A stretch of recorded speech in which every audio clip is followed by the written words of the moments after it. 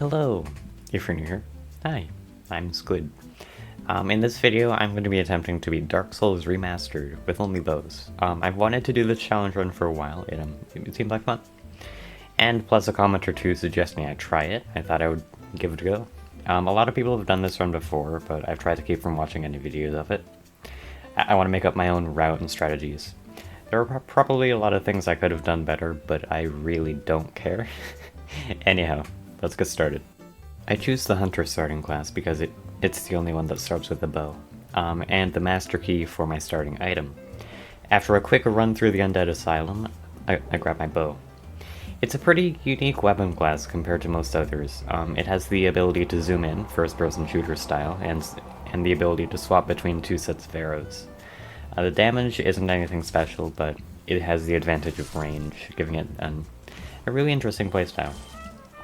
Another disadvantage of the bow is how slow it is. It took me a while to get used to it, as I demonstrate here. I finish off the Asylum Demon with 10 arrows to spare. Ammunition is going to be another issue, because if we have limited arrows, I will have to find somewhere to buy more. My Uber drops me off in Firelink Shrine, where I put a few levels into Dex and go around finding all the loose souls I can. Then I do something unusual. I go down into Dulanda Ruins, where I grab the composite bow. This is one of the best bows damage-wise. I'll be using it for most of the run. After warping back to Firelink, I run past everything in Undead Burg, pop all my consumable souls, and then talk to this guy. He sells a couple different kinds of arrows, but I use all my souls to buy 415 standard arrows, because they're cheap. Large arrows do more damage, but they're pretty pricey, so I would worry about running out of ammunition. I head up to the Taurus Demon, where I find out that headshots are a thing in this game. Yeah, it turns out that most enemies and bosses take more damage when you hit their head. See how when I hit Taurus's body it does 69 damage, and when I hit the head, it's 104. The more you know. Speaking of damage, it's actually not bad. After some slight miscalculations, the Taurus Demon goes down. I talk to Sunbro, have a sniper duel with this guy, and then upgrade my bow to +4 at Andre's. He will also be our main source of arrows from now on. Alright, time for the Bell Gargoyles. I use the few large arrows I have on the first one. It's really nice having the range, allowing you to shoot them midair and also deal damage when they're doing that annoying fire attack. Sorry, who said bows were bad again? I ring the first bell, upgrade my bow to +5, kick Lautrec off a cliff, put on the Fap Ring, then take on the Capper Demon. And friends. Let me in. Let me in.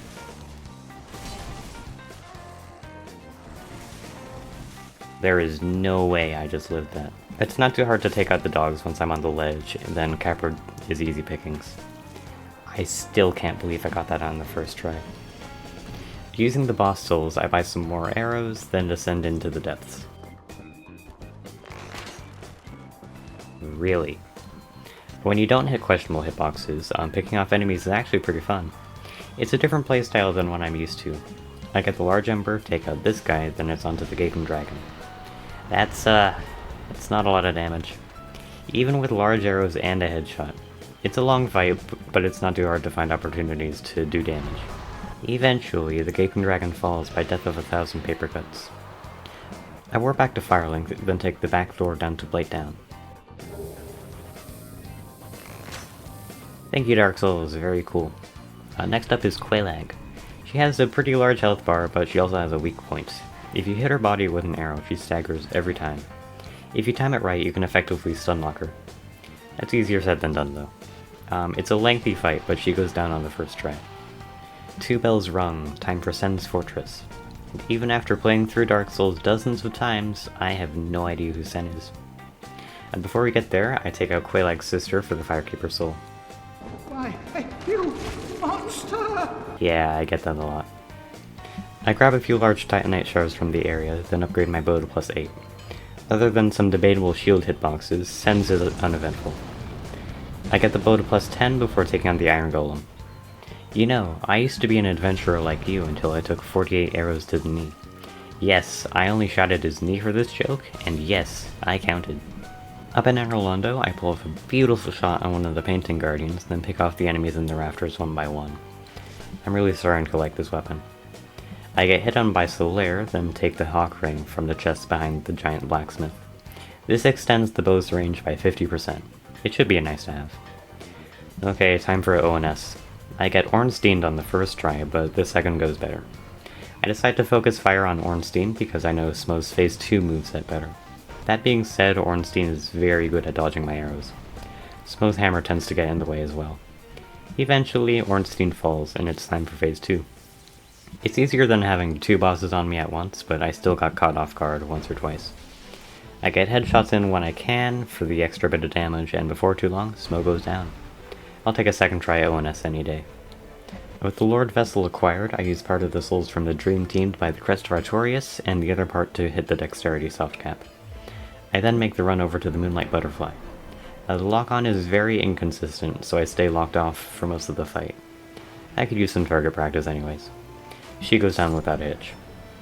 After that, I use the crest to open this here door, then take out the archer guy for the Black Bow of Ferris. It scales better than the composite bow, but it does much less flat damage. I'll find a use for it later. I also grabbed the stone armor set for an upcoming fight. Sif, I want you to know that I am being forced to hurt you against my will and that this is a horrible game. I actually had a pretty tough time with this fight. With the bow being so slow, it was hard to find safe opportunities to get hits in. Sif is also really good at closing the distance, making it hard to stay at range. That and just how jumpy she is. It's not a clean fight, but I managed to get it on the second try. I'm sorry, doggo. Oh yeah, I have the Lord Vessel.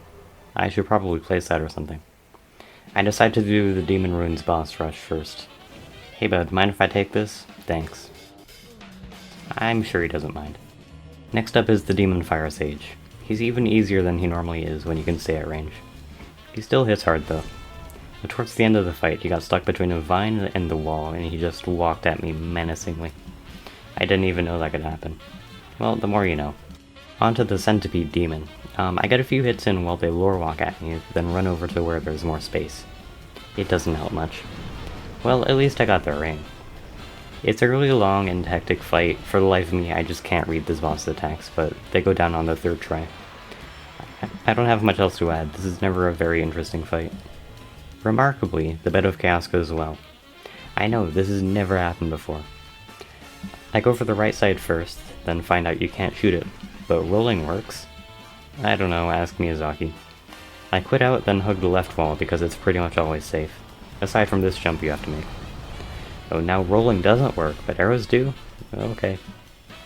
One more quit out, then it's a smooth run to the center. This has never happened in the history of Dark Souls. Next, I start making my way to the Duke's Archives, taking on the boar on the way. Yeah, that's what I thought. I take it back, I take it back. Now the two boars merge into an eldritch horror, then I slowly take them out. I heroically run past everything, die to Seath, and then encounter a slight problem. Arrows can't go through these bars. I need to kill this guy to progress. Well, run invalidated. I did not beat Dark Souls with only bows. You may cry about it in the comments. I make the rest of the run through the Duke's Archives in Crystal Cave to Seath's arena. For once, it's actually better if we break the crystal ourselves and keep Seath at range. Oh god. Clamps. Run! Aside from the unwanted guests, Seath isn't bad. We don't deal much damage, but there's plenty of time to spam arrows. He doesn't really know how to handle you when you're not up close.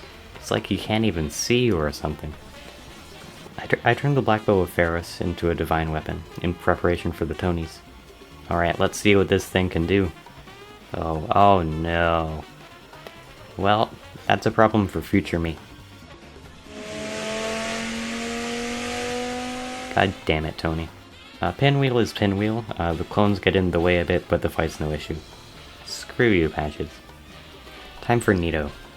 Great start. I try to take out the skeletons with my divine bow, but Nito beats me to it. He heals them faster than I can with my bow, so they keep respawning. Yeah, this isn't gonna work. Alright, new strategy. I don the stone armor set, then tank everything Nito and the skeletons throw at me. Nito and the Skeletons, that's a good band name. It works surprisingly well. Nito keeps the skeletons at bay, and I have plenty of heals. Wait, what do you mean weapon at risk? I switched to the Black Bow of Ferris for the last bit of the fight, which deals less than a quarter of the damage I was doing before. Great. After another minute or two, Nito falls. I head to New Londo Ruins where I get the key, open the gate, grab the very large ember, then upgrade my bow to plus 14. Oh right, I haven't bought the Stray Demon yet. I should do that. I cosplay as an egg, then get an Uber back to the Undead Asylum. The Stray Demon is pretty much just the Demon Fire Sage again, except with a more awkward arena. I die once, but get it on the second attempt. You gonna use that shield? Okay, suit yourself. Plus 15 bow, very nice. And now that I'm done being sidetracked, we have the 4 kings to deal with. I put the stone armor back on. I doubt that I'll be able to do enough damage to stop more than 1 king spawning at a time, so we'll need to tank some hits. The stone armor's high poise lets me unga bunga my way through most of the fight. But, as I expected, I don't deal enough damage to stop more than 1 king spawning at the same time. The extra kings stay out of the way though, for the most part. Aside from the kings really liking that grab attack, I'm actually able to take them down on the first try. That's all Lord Souls, time for some optional bosses. I get jump scared by a painting, then run all the way through the painted world, straight to Priscilla. At first, I was worried about not being able to see her, but the arrows she's shot with just hang in the air, allowing me to know exactly where she is. Once I knock her out of invisibility, the fight's a cakewalk. I really don't know why the devs felt the need to put this sound effect here. Heretic. Yeah, whatever. Gwendolyn doesn't actually teleport away until you get close to them, so I just stay at range and shoot arrows when I can. Assuming I don't die. I would never do that. This is actually a pretty fun way to fight Gwendolyn. Would recommend. Okay, time for the DLC, and I don't feel like writing a whole script for it, so here's a montage of how it went. Enjoy.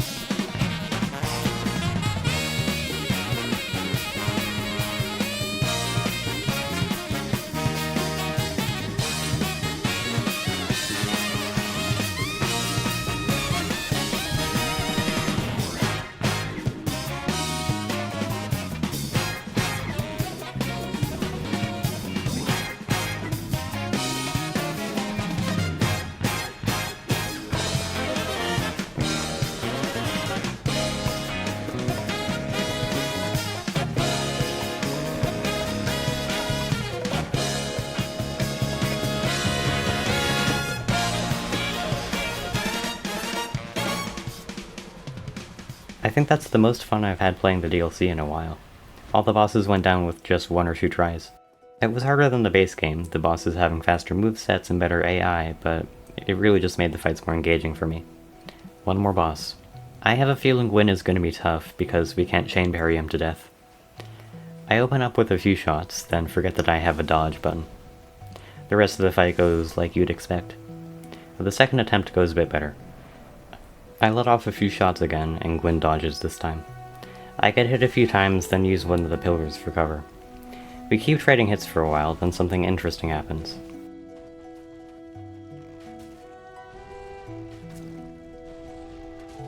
I love this game sometimes. I don't know why Gwyn does this, but I'm not complaining.